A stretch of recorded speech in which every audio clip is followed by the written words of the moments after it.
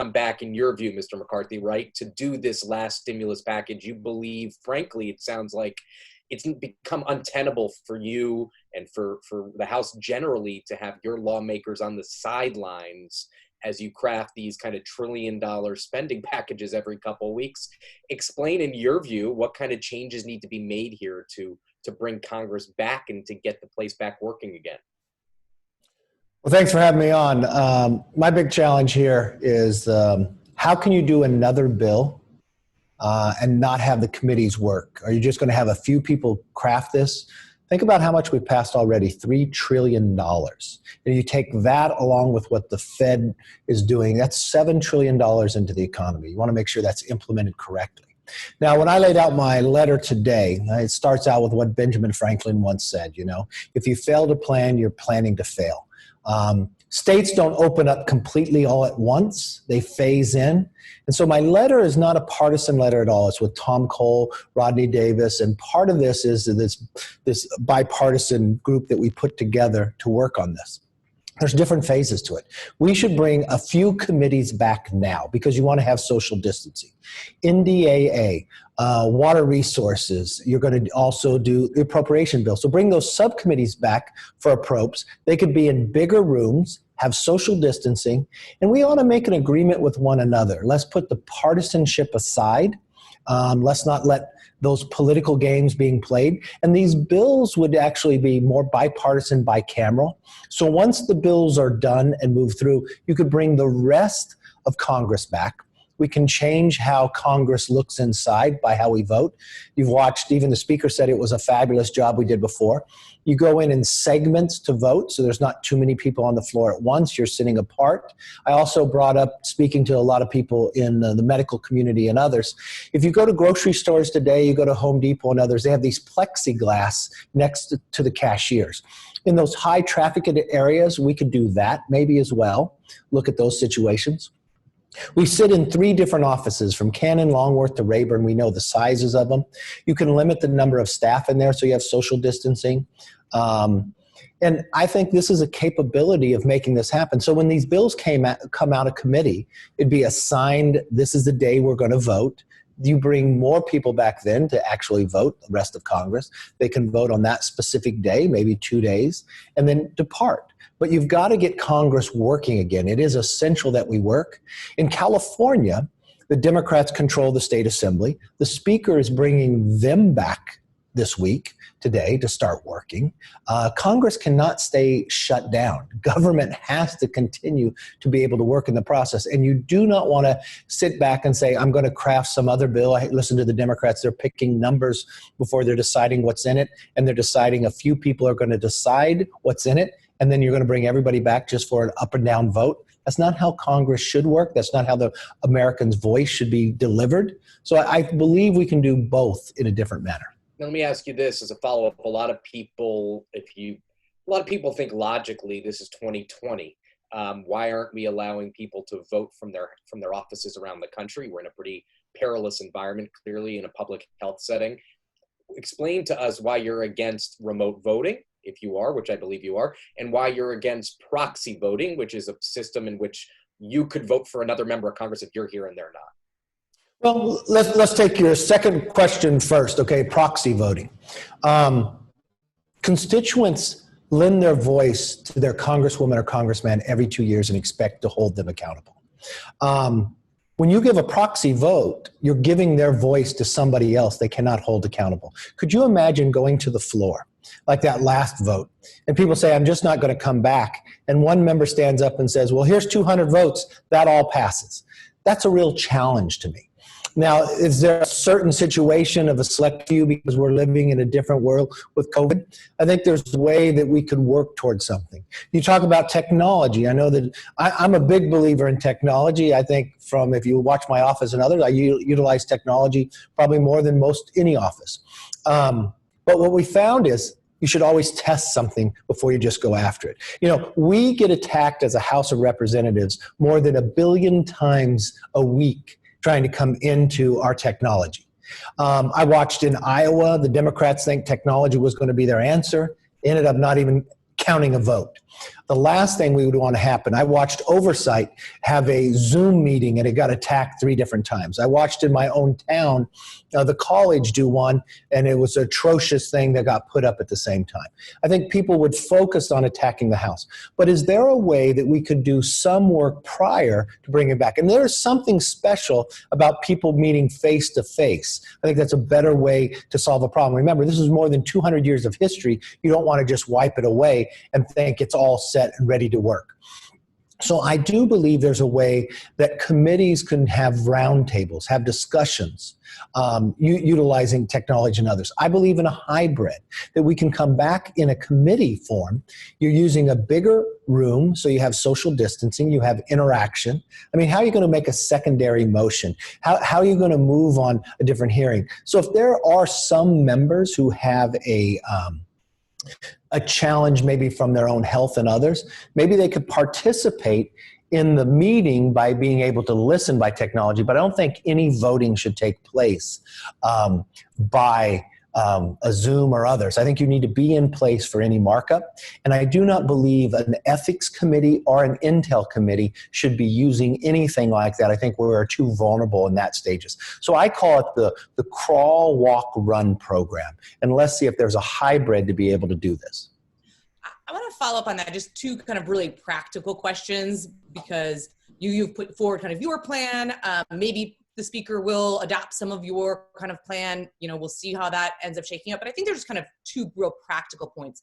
One, do you agree or disagree with the Speaker McConnell, who said they didn't want to have the testing? And then 2, do you think House members should be able to live in their offices still? Okay, great 2 questions. I do disagree about the testing, because I also, let's be realistic about this, and states do this every time as well. As we open up, we cannot assume that there will not be a flare-up somewhere. I want to be prepared for that. You want to have tracing and others. We're watching testing. Just in the last week, we tested more than 1.8 million. Every week, testing improves, and every week we learn something more about this virus. So I want to be prepared, because think about, we are a mini city here in Washington. It is your capital. It is your government. You want to make sure the government doesn't collapse or not be able to meet. What does that say to the country? What does that say to the rest of the world? You want to make sure it's functioning. So I do not think it would be wrong to have one of the Abbott tests where you could have a quick response, especially if there was some type of outbreak. You can quarantine those individuals, you can test the others, and you could have government keep working. I would say that the interaction from the press, because the public is not able to be in these meetings, I want to make sure everybody's able to see them. So it's even more critical about the press. I want to make sure they would be treated almost like members and be into those meetings to be able to cover them as well, and they should be tested. That's very doable, and that's less probably than 100 tests. But think about what we're talking about. The funding of government, the 12 appropriation bills, have the subcommittees meeting now. Remember, we've had a small business meeting where more than 50 members came and it worked. You have a subcommittee on appropriations going to meet here this week. This is doable. We proved we can vote. We proved we can meet. Now let's take the essential things, have them done, and then when those bills are done, they would be more bipartisan, more bicameral, so you won't have any games really played on the floor, so you don't have to have as many votes on the floor, and that's when all the members can come back. When you're dealing with living in offices, they're going to be in the office themselves. I think you'd probably have to change the aspect of the number of staff that could come in. You're going to have to deal with much fewer staff, or not sure if you're going to have that many at all, only in committee. And being able to take care. Remember, I believe the entire world is different than it was 2 months ago. On a natural place, if you've been out into your community, people are acting different. I'm shopping, I'm wearing a mask. You stand when you're waiting in line to go by more than 6 feet away from one another. We treat each other much differently than before. Remember, we are adults, we run for office. I think we can handle this, and I believe members can handle it because they've been educated in a different manner. And we've been better prepared. House administration has done a good job setting us up for more work from home, so staff can continue to work from home. Members' interaction in person and a vote taking up legislation, I think is very critical, and I think they can handle it and do it. Remember, doctors, delivery drivers, dispatchers. How many people are doing this every single day? We can do it in a safe manner, but I do believe you don't bring all of Congress back at once. Let's just do a few committees. You can do a few other committees so they have bigger rooms, and you'll learn from that too at the same time. But I do believe it would be critical to have the testing here because there will be a flare-up. Remember how many people from other parts of the country come to this location. Do you have confidence in the attending physician who's advising you guys on this stuff? Oh, very much so. In my letter, not only the attending physician, I went out to other people, individuals from that I listed their input from a Gottlieb and others. I mean, we'll continue to learn something more about this virus every single day, and we've got to be willing to adapt. Look, my letter is not a partisan letter, but it is coming from 3 members of the bipartisan commission, right? We want to see government opened up, and it takes that exact approach. How can we do it? We cannot sit back and say we're not going to meet again until we have some other big $1 trillion bill to come back and just vote on. That's denying Americans their voice in this process. And I want to make sure it's safe. You had about 400 members come back and vote last time. We did that safely. I think committee work is critical at this time, especially if you're talking about government funding, national defense, water resources, or a 4th bill. How often are you getting tested? I've been tested twice when I go to the White House to see the president. Abbott is a 10-minute test. Remember, it's that snapshot from that place right there. But I think in the initial opening, I think people down there get tested once a week. Yep. Make sure government continue to work. So you've been traveling from coast to coast while most of us have not been. Mm-hmm. Can you give us a sense of what it's been like to be in the country's airports? Are you wearing a mask? Yes. I know that sometimes you guys had a question. Somebody asked me the other day, the mask and your opening about on the floor. There are people on both sides who wore masks and didn't wear a mask. I watched Nancy Pelosi didn't wear a mask when she spoke. There's a reason why, and I didn't either, the reason why she could. When there's social distancing, you don't have to wear a mask. You could, but you don't. And you've watched how we dealt with the floor. We made sure there's social distancing. People aren't standing next to each other. We're cleaning off the microphone after each time in the area. So you could speak without the mask. But when you're walking through the halls, you watch members wear masks and others. When I travel onto the plane, I'm wearing masks and gloves. And if you watch everybody on the plane, they're wiping every part down. It's probably the cleaner the planes have been than any other time. I listened to a medical expert who said the plane, in his opinion, and don't take this because it was told to me, because of the air and them cleaning the air so many times, is cleaner than when we're meeting. The planes have changed. There was many more people on the plane this time flying back than the last couple times. And one thing that the airline was telling me they were doing is they're no longer selling the middle seat, so you had some distance. You don't get food on the planes. That's not a problem, but when people fly 5 hours like I do cross country, it's a little different in that aspect. But people don't get up as much. You're not getting food in the process.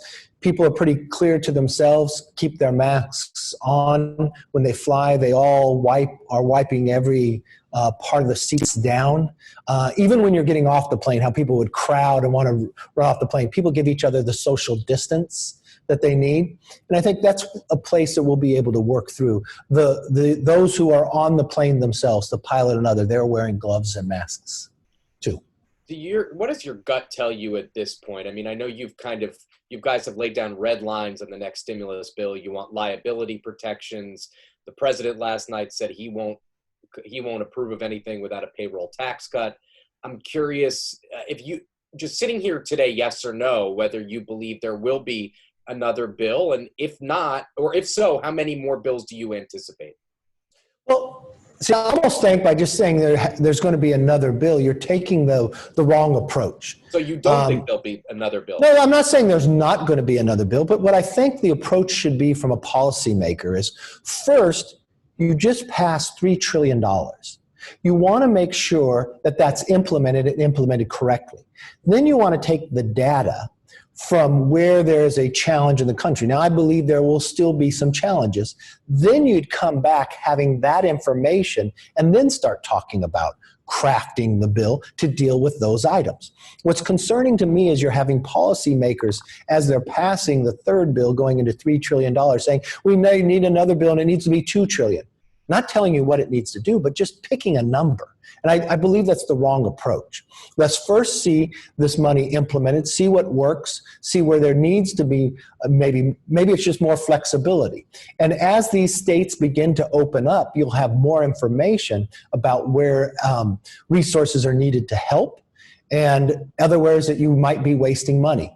I do believe that's why you need committees to be able to have the information and the markup and do it with the data out currently instead of an emotion.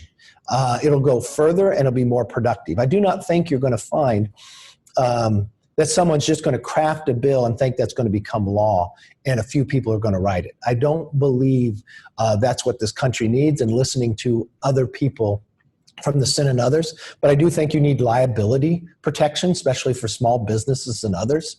The president's looking for what he believes it needs for economic gain from a payroll tax deduction.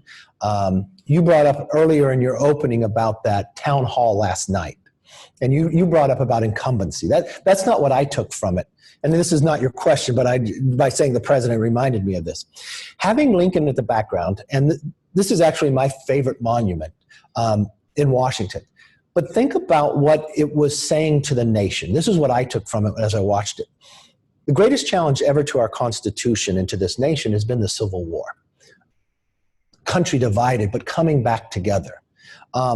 And knowing what we're going through right now is one of those moments in time, like a 9/11, like a World War II and others. This is a real challenge for our nation and for the world, but it also reminded us that we could do great things. At the same time you're doing the Civil War, they were building a second dome on this Capitol. They were connecting the country together in a railroad that there's never been before. So not only were they trying to build the nation back together, they were thinking about what this nation should look like 50 years from now. We should be doing those same things as a policymaker. Be able to defeat this virus, not just for our nation, but for the world. And think about that we'll never be in this position again. We'll never allow China to control the supply chains that they control today.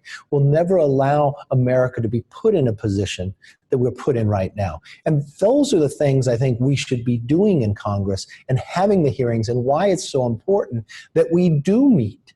We do meet in person.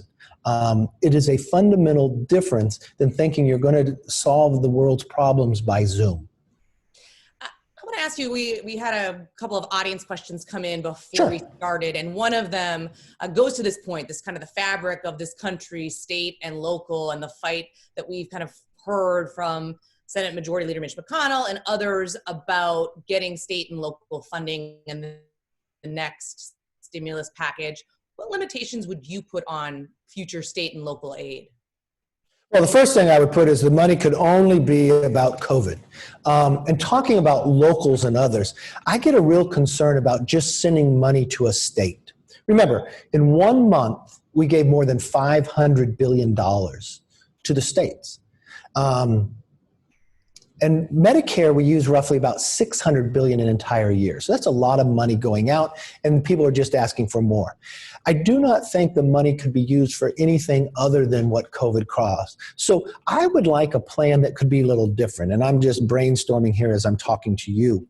What about if cities, they're even a smaller scale? Because if I sent it to Sacramento, they'd take 25% off the top, and a small city like Taft, would they get the resources that they need for their police and fire with their sales tax down and others? How can we guarantee that whatever we're going to do, that it goes directly to the right sources? That's why they should actually apply. Show us the numbers, show us the change.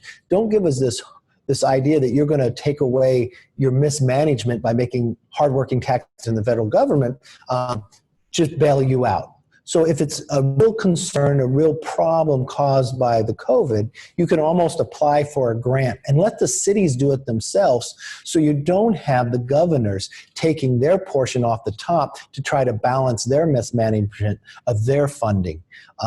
If it's truly a need for the cities and counties, let them come direct to us. How do you grade your governor, Gavin Newsom, who's been a lot in the news and been praising the president, but has caught some flack about beach openings and things of that nature? How do you grade him? No, I was just on with the governor, and we did our entire delegation too. And I told the governor I wanted to thank him for the work that he'd done, and especially I think that was a real example of how he has dealt working with the federal government and the federal government working with him. I would watch Governor Cuomo almost have these emotional reactions in his press conference to try to criticize and come back the other way. I've watched Gavin Newsom when he's on The View and they're trying to get him to say something negative about the president. It's not a time or place for that. He says, no, they've worked very well with me. I've known when I'm sitting in the White House, the vice president would come up to me and say, I've really enjoyed how we've worked together. That's what the American public wants to see. And they shouldn't be criticized, the president or Governor Newsom, for saying that the two are working well together. That should not be a problem. That should be something that people should celebrate. I think what the governor is doing, in California, we've been much more fortunate. As of today, we're less than 3,000 deaths in California when you have 40 million people. I don't know the exact reason for it, but Californians, we have taken our actions maybe faster than New York. Mass transit seems to be an early indicator to be able to admit this faster, but I think we have a different approach out there. I do believe just as we allow governors to make decisions, California is so large. We are really four states in themselves, right? We're a nation state. 12% of the entire nation lives in our state. So one size does not fit all. That's why I'm a real believer, and just from my own philosophy of being a conservative, the more local control, the better off you are. Let them make the decisions. The action he took down at the beaches in Southern California, I know these beaches well, they're some of our best. I would allow the supervisors in the cities to make those decisions, because they're dealing with their local public health, dealing with these situations, and they know best what's on the ground, not from Sacramento. Sacramento is more than 5-6 hours away. How does he know what's happening? And he's going to take this decision based upon something he saw on the internet. What I saw happening, and I knowing these beaches like Huntington, they have some of the best lifeguards anywhere in the world. This is called Surf City, USA. I mean, they take this very serious down there. They would not want something to happen to their city as well. So I would listen to the locals much more than what I'm seeing right now. I want to switch gears a little bit. I wanted to ask, are you okay with Dr. Fauci testifying to the Senate and not to the House? Well, that's a question for the White House about where it's at. But I would like to see if we're able to have hearings here in the Capitol, in those committees. That's the other benefit of why you want hearings in person, because then you could have witnesses come in and you have the interaction and others. I'm not sure what that hearing in the House was requesting and what the one in the Senate was. As a general proposition, I assume you want him to testify in front of the House too, since you're in the House. Yeah, I don't know what the hearing, what they were looking for. Is there somebody else that is a better witness or others? But I think the more we're able to have witnesses here when we have hearings back, it's more beneficial for get information and be able to make, as a policy maker, to make those decisions with the most information possible. Now, do you plan to name people to the committee, the oversight committee that Nancy Pelosi has? I'm going to make that decision this week. I'll announce it later this week. I'm real concerned when this first started. One of my greatest concerns is to make sure we have accountability. That's why in the CARES Act, we created 3 new entities of oversight. That's beyond what we already have in Congress. And the uniqueness is you should study how this is done. Inspectors general, they pick among themselves to have somebody to oversight. The president nominates somebody confirmed by the Senate for 5 years. Then bicameral, the House and the Senate. And remember, this is done in a very fair manner where all 4 leaders appoint one person, and then the Speaker, Nancy Pelosi, and the leader, Mitch McConnell, pick who could be chair. It wasn't the president selects who the chair, because then that would give an advantage to Republicans. That's an even number, non-political, right? 4 people, and the 5th chose between the 2, a Republican and a Democrat. This is the only one that's set up of these oversights to be weighted. There's no Senate on there. It's House only. It's weighted towards the Democrat side. Then let's see who they selected. The committee was named before the mission for what the committee was supposed to do. the committee chair was named before the mission was set. And Jim Clyburn is a very smart guy. He's politically very smart. I would credit him with getting Joe Biden the nomination. He's been elected majority whip. When they lost the majority, he kept the job, which is unheard of, and to stay inside leadership and created some title. That's politically good knowledge of what to do, right? He's the person that counts the vote. He's the political person they have over there. Very good at their job. But he also said in the conference call when the virus first came forward, he viewed the virus as an opportunity to restructure government and their philosophy. Smart political move on his part, bad policy for the nation. Something I disagree with fully. But he instituted that into their conference as the whip. So he's being named as the chair. So is this a policy committee or is this a political committee? Then we find that they put Maxine Waters. You've known the comments of Maxine Waters about impeachment, about inciting individuals to go after other people if they philosophically disagree. Ravlin, the freshman who they took to the Rules Committee to actually make the argument for Democrats to bring the impeachment articles to the floor. He actually made a rally 2 days before the president was sworn in that the president should be impeached. So it really seems that they had not changed anything that they had done when they changed the Intel Committee to impeachment. This just seems more political. It's not weighted equally. There's no senators in there as well. And it's driven by people without the mission statement first, but political ideas first. So it's real concerning to me that this would not be productive. But you have these other three oversights that are nonpartisan, that are equal in nature, and report to Congress every single month. Think for a moment. We put French Hill and Donna Shalala. They're going to report to Congress every 30 days. Outside of the Inspector General and outside of who the president nominates and confirmed by the Senate. All right, we are quickly running out of time, but before we do, I want to turn just quickly to 2020 and just kind of the practical nature of it. Do you think there's going to be vote by mail in November?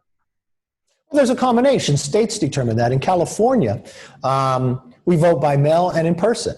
I would think that we would want to get back to the normalcy that we can in almost everything we do. There is concerns when you read the LA Times and others. Each state's different. The states get to set that. But they have the combination of both. There's some states that have early voting where they set up these voting booths like Nevada, and they have people come in weeks ahead of time before. I think people, just as we vote, will set up and want to we still voted with our card, we still voted in person, we just did it and it gave you more time. I think you're probably going to have to provide people more time. People are going to the grocery stores today, giving the distance and others. So states would look at this in many different manners. Are they going to give it more time than just that day and make it easier to vote in the process? I think that's something they'll look at.